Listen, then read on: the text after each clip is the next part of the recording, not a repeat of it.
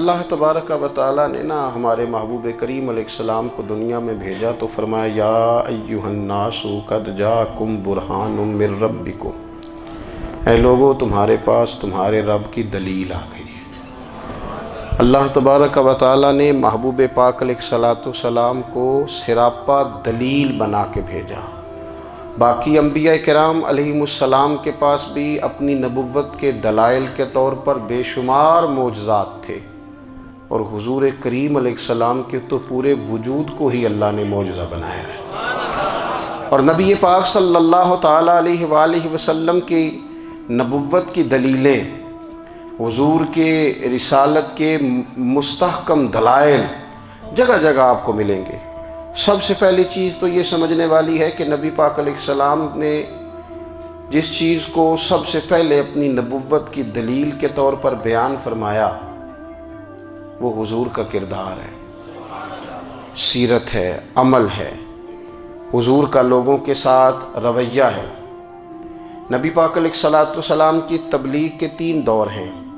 ایک تو حضور نے اپنے قول سے تبلیغ فرمائی ہے، وہ 40 سال کی عمر سے محبوب نے اعلان فرمایا اور تبلیغ کی۔ اور ایک نبی پاک صلی اللہ تعالیٰ علیہ وسلم بالواسطہ حضور کی تبلیغ ہے جو آج تک جاری ہے۔ امت کے علماء، مشائخ، مبلغین حضور کے دین کو آگے پھیلا رہے ہیں، تو دراصل یہ بھی تبلیغ رسول پاک علیہ السلام ہی کی تبلیغ۔ اور ایک حضور کی تبلیغ کا دور ہے، حضور کی پیدائش سے لے کر ولادت مبارکہ سے لے کر حضور علیہ السلام کے اعلان نبوت تک۔ اس دوران نبی پاک نے جو تبلیغ فرمائی ہے وہ اپنے کردار سے فرمائی ہے۔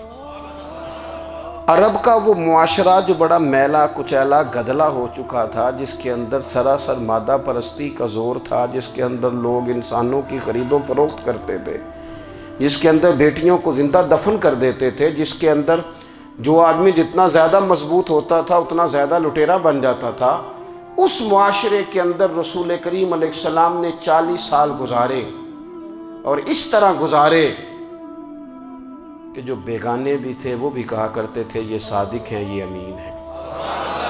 اور جب حضور نے اعلان نبوت کیا تو فرمایا، یہ قرآن مجید کے لفظ ہے، فرمایا فَقَدْ لَبِثْتُ فِيكُمْ عُمَرًا مِّن قَبْلِهِ أَفَلَا تَعْقِلُونَ،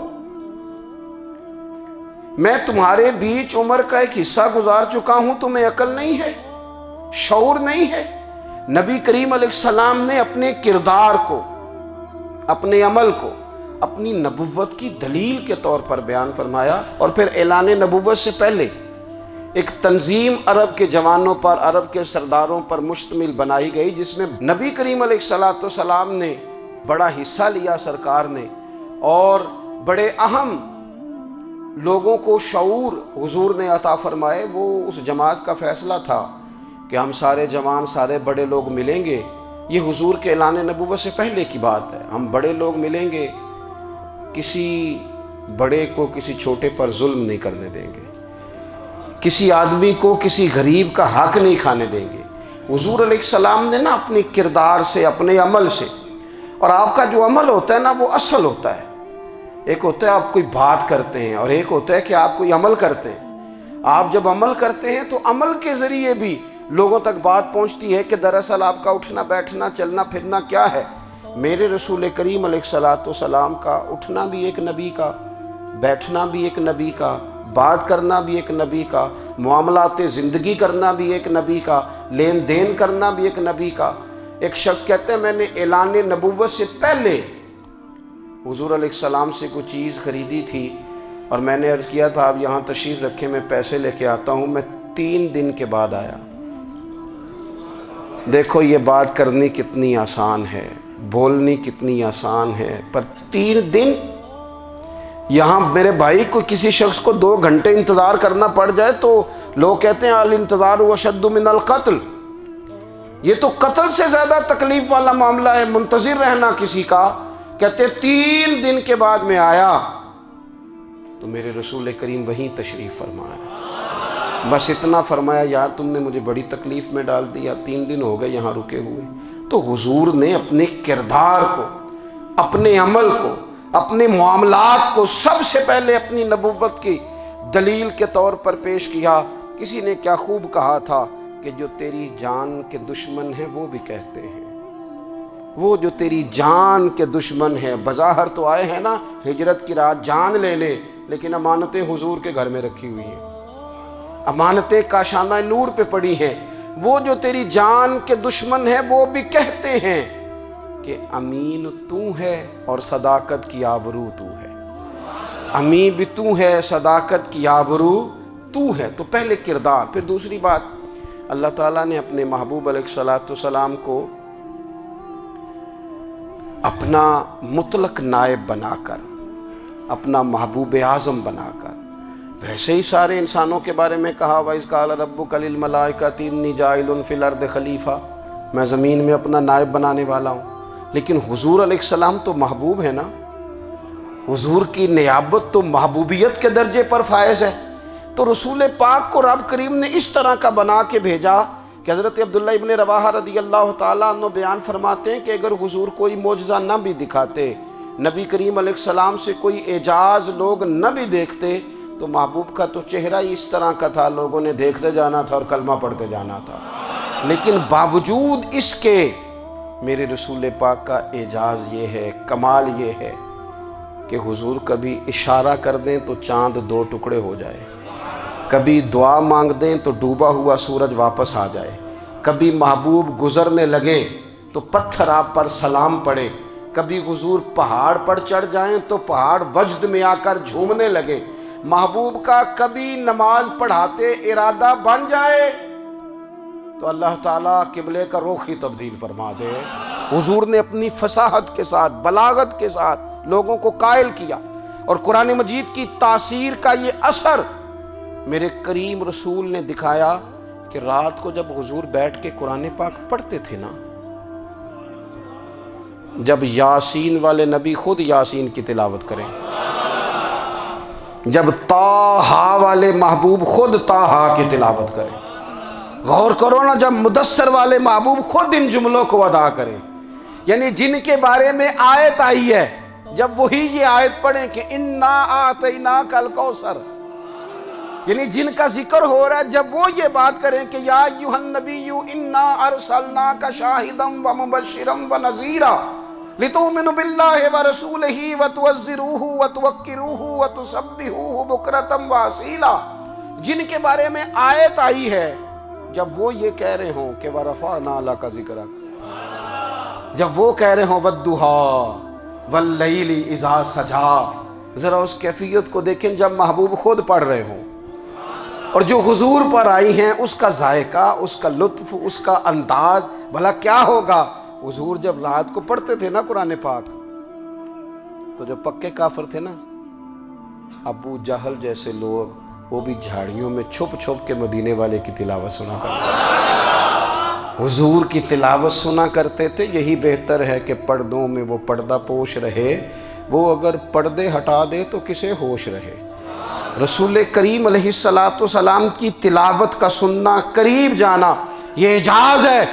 حضرت فاروق اعظم کہتے ہیں میں طبیعت کا بڑا ڈاڈا تھا، مزاج کا بڑا سخت تھا، زندگی ہمیشہ ڈٹ کر گزاری، باتوں پر کھڑا رہنا آتا تھا، پر جب میری بہن نے مجھے چند آیتیں سنائی نا تو میں تڑپ ہی گیا، گھروں آیا سا مار مقامنے نو، ہن مینو مار دے لے چلو، اوے متے عمر دی عمر برباد ہو جائے، جتھے عمر سوار دے لے چلو۔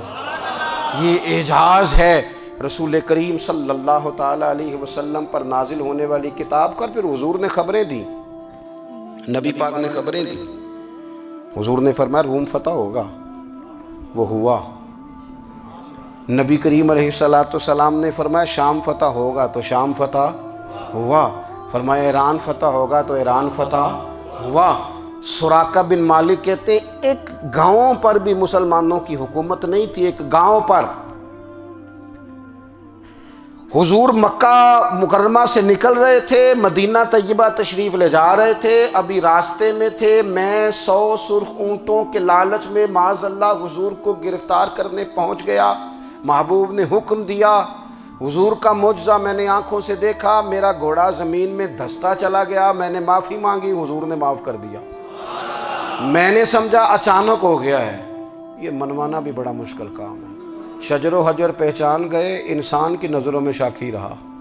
یہ کچھ ایسے لوگ ہیں جن کو منوانا توبہ توبہ، ماننے کو تیار نہیں، دیکھ دیکھ کے بھی ماننے کو تیار ہے نہیں، ماننے کو تیار ہی نہیں۔ کہتے ہیں کہ میں نے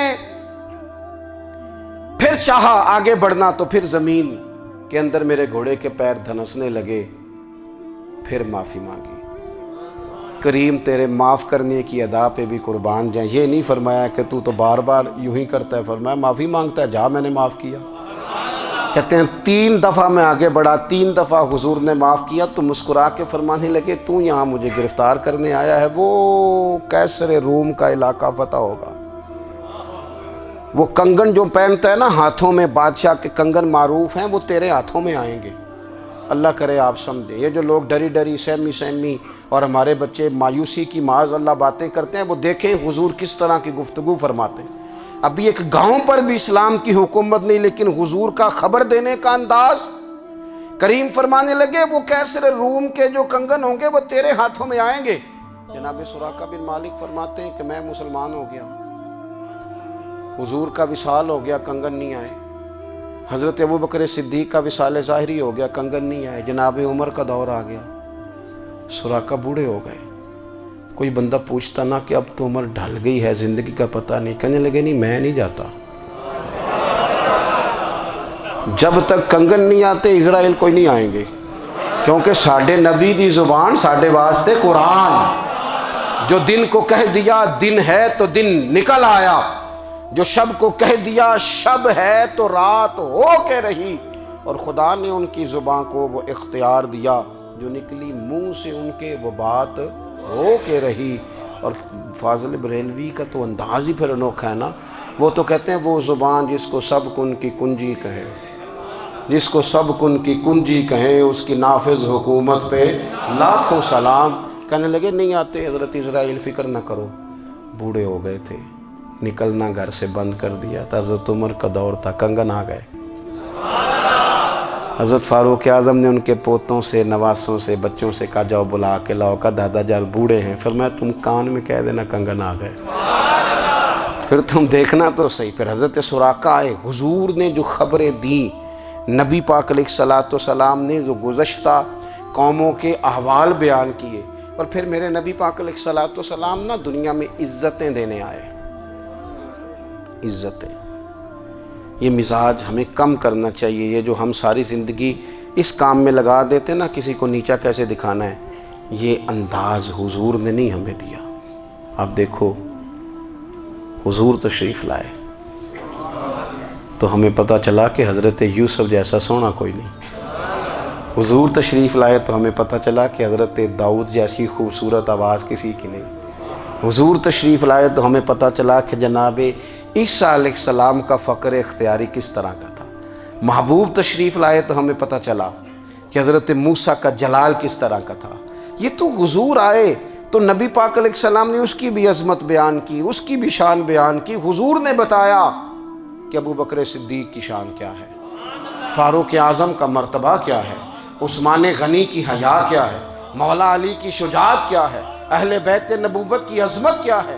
حضور آئے عزتیں دینے، ماں کو عزت دی مدینے والے رسول نے، کہا جس کا باپ راضی ہو گیا اس کا رب راضی ہو گیا۔ فرمایا جو 2 بیٹیاں 3 بیٹیاں 4 بیٹی بہنیں یا 1 بیٹی یا بہن بیاہ کے آ گیا نا، اس طرح میری 2 انگلیاں جڑی ہوئی ہیں، میرے ساتھ جڑ کے جنت میں جائے گا۔ رسول کریم صلی اللہ تعالی وسلم نے عزت دی، عزت دی۔ حضور عزتیں دینے، کوئی اعزاز نہیں، ان پڑھ بندہ ہے، سادہ ہے، غریب ہے، مزدوری کرتا ہے، ہاتھوں پہ چھالے، یا رسول اللہ اس کا بھی کوئی اعزاز ہے؟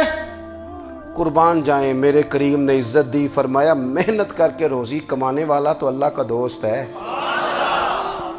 یہ اینٹیں اٹھانے والا، یہ مشقتیں کرنے والا، یہ صبح دیہڑی پہ جانے والا، یہ بیچارہ جو اچار سے روٹی کھاتا ہے، تو نے ہر شخص کی قسمت میں یہ عزت لکھی اور آخری خطبے کی صورت میں وصیت لکھی۔ رسول کریم نے ہر بندے کو اعزاز دیا، عظمتیں دی، حضور عزتیں دینے آئے، نبی پاک علیہ السلام نے اعزازات دیے، حضور نے نوازا۔ یہ ساری چیزیں میرے رسول پاک کی تشریف، اور پھر یہ جو حضور کے صحابہ اور اہل بیت ہیں نا، یہ بھی میرے نبی پاک کی نبوت کی دلیل ہے۔ اتنی جلدی انقلاب آیا نہیں کرتے۔ وہ کل تک جو رہزن تھے حضور نے راہبر بنا دیے۔ وہ لوگ جو کل تک ایک دوسرے کے گلے کاٹ کے کھاتے تھے، ایک دوسرے کو مارتے تھے، تکلیف پہنچاتے تھے، برادری ازم پہ لڑتے تھے، حضور نے بھائی بھائی بنا دیے۔ ایک پلیٹ میں کھانا کھانے لگے، سیدنا بلال حبشی، صہیب رومی، سلمان فارسی، حضور نے یوں کر کے ملا دیا۔ نبی کریم علیہ السلام نے تقسیمیں ختم کر دی دنیا میں۔ حضور کے صحابہ نے اپنا کردار اس طرح کا دکھایا، اتنا بلند کیا، اور صحابہ کرام علیہم رضوان اس کو دیکھ کر اتنی بلندیوں پہ گئے کہ گواہیاں اللہ کا قرآن دیتا ہے۔ فرمایا محمد الرسول اللہ والذین معہ اشداء علی الکفار رحماء بینہم تراہم رکعا سجدا یبتغون فضلا من اللہ ورضوانا۔ فرمایا یہ جو میرے محبوب کے ساتھ والے ہیں کافروں پر سخت ہیں، آپس میں نرم دل ہیں، تم جب بھی انہیں دیکھو گے سجدے کرتے دیکھو گے، رکوع کرتے دیکھو گے، تم انہیں دیکھو گے اللہ کی رضا کے متلاشی ہیں۔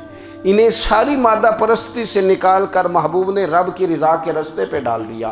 میرے نبی کریم سید عالم صلی اللہ تعالیٰ علیہ وسلم کی نبوت کے دلائل کے طور پر یہ ساری چیزیں آئیں۔ بس میں بات سمیٹنے لگا ہوں۔